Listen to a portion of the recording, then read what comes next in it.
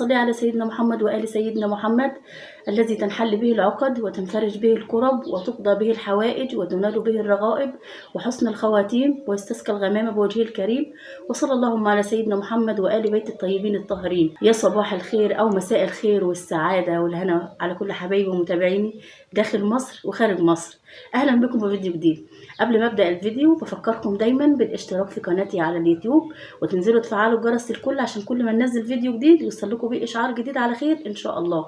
النهارده هعمل معاكم طريقة حلوة جدا جدا للحمة، مش هتحتاجي تطبخي، ممكن تعملي جنبها طبق رز كده حلو أو طبق ملوخية، وهعمل لك صوص للحمة خطير روعة روعة. هتجربيه وهتعشقيه لأن طريقته سهلة وبسيطة ومش هياخد معاك وقت كتير، وكمان هنسلق اللحمة وهتستفيدي برضو بالشوربة. ممكن تطبخي عليها، تعملي عليها حاجات كتيرة، تعملي عليها محشي. يلا بينا نقول مكوناتنا على بركة الله بدل ما نتكلم كتير.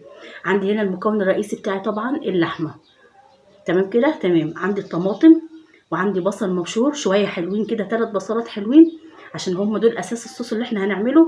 عندي هنا الحاجات اللي انا هحطها للشوربه، بصل وجزر، وهاخد واحده طماطم من هنا وكمان فلفل اخضر.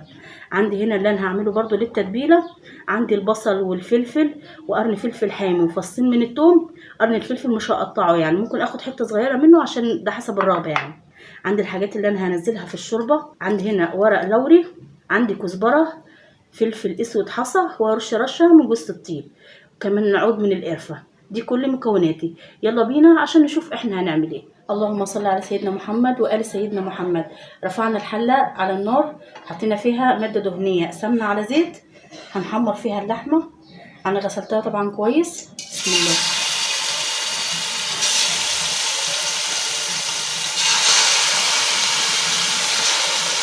تعملي كده في حاجه واسعه عشان تعرفي تاخدي راحتك وتتحمر معاك على الجنين كويس. وده طبعا بيرجع لعدد اسرتك اللي انت عامله بيه.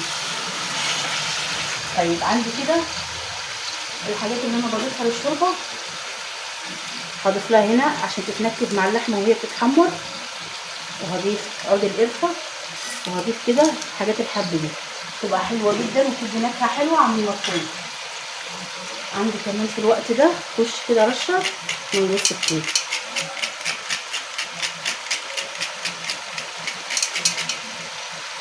تمام كده تمام.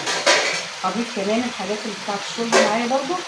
عندي هنا بصل، عندي جزر وفلفل اخضر، كل ده هضيفه هيديني نكهه حلوه وهو بيتحمر. هسيبهم بس لما يتحمروا على الجنب التاني ونرجع نكمل الفيديو مع بعض. هحط كمان شريحتين كده من الطماطم.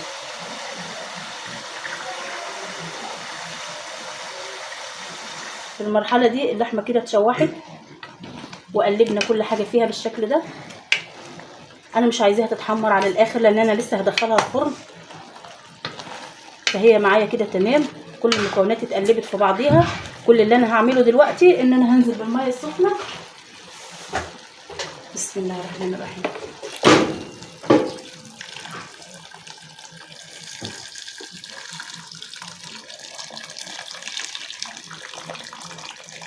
طبعا هزودها ميه تاني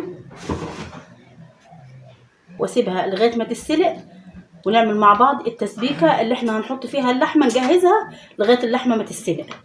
كل اخواتي وحبايبي لغايه اللحمه معايا ما تتسلق هاخد الطماطم مع البصل مع الفلفل الاخضر، وهاخد جزء صغير بس من الفلفل الحامي ده واضربهم في الخلاط، وفصين الثوم كمان، ونرجع نشوف احنا هنعمل ايه في التسبيكه اللي هنعملها للحمه. يلا كل اخواتي وحبايبي اللي وصل لحد هنا من الفيديو معايا ما ينسانيش بلايك للفيديو، ويشرفني دايما دايما بالاشتراك في القناه. اخواتي وحبايبي الغاليين عليا، بصوا انا كده البصله اتحمرت وانا عايزاها باللون ده شويه عشان تخلي التقليه بتاعتها تقيله وحلوه. بصوا حطيت قرن الفلفل وانا بعمل بس ما فتحتوش. تمام. الطماطم اللي احنا ضربناها شايفين انا عايزاها تخينه زي كده، مش عايزاها خفيفه. كمان هنا عندي التوابل، توابل مشكله، وعندي هنا بابريكا، معلقه من السكر، ربع معلقه من القرفه، وهنا الملح. كده تمام تمام. هننزل بيه هنا، نسيبها بس تتسبك شويه ونرجع نكمل الفيديو مع بعض. كل اخواتي وحبايبي رجعت لكم بعد ما كل حاجه معايا اتظبطت. اللحمه كده استوت بالشكل ده. عندي هنا عملت طبق ملوخيه، شايفين الجمال. شايفين الشوربه بتاعت اللحمه عامله ازاي؟ تحفه. وهنا بعمل طبق رز لسه بحمر فيه كده. كل حاجتي تمام. كل اللي انا هعمله هنا دلوقتي ان انا هاخد اللحمه حطينا كده اللحمه بشويه شوربه عشان تطعم لي اللحمه وهي داخله الفرن. عندي هنا الصوص، شايفين الجمال؟ الله الله على الجمال. هنقلبه بس كده في اللحمه. كمان انا ليه بقول لكم انتوا مش هتحتاجوا اكل كتير جنبيها، هي دي هتكتفي بطبق الرز وطبق الملوخيه، ولو مش عايزه كمان ملوخيه مفيش مشكله يعني. هنسيبه بقى لما يغلي مع نفسه شويه حلوين، يتشرب بس كده شويه وادخله على طول، يعني هي غلوه واحده بس كده وادخله الفرن، ونيجي ان شاء الله نقدمه مع بعض ونشوف الجمال ده. عايزاكم تجربوا الطريقه دي بكل المكونات والتوابل اللي اتحطت والبصل والفلفل، تحفه. جربوها هتعجبكم كتير. الله الله الله على الجمال. شايفين جمال اللحمه بالصوص؟ شويه مكونات في صوص اللحمه خطيره. جربوها يعجبكم كتير، روعه.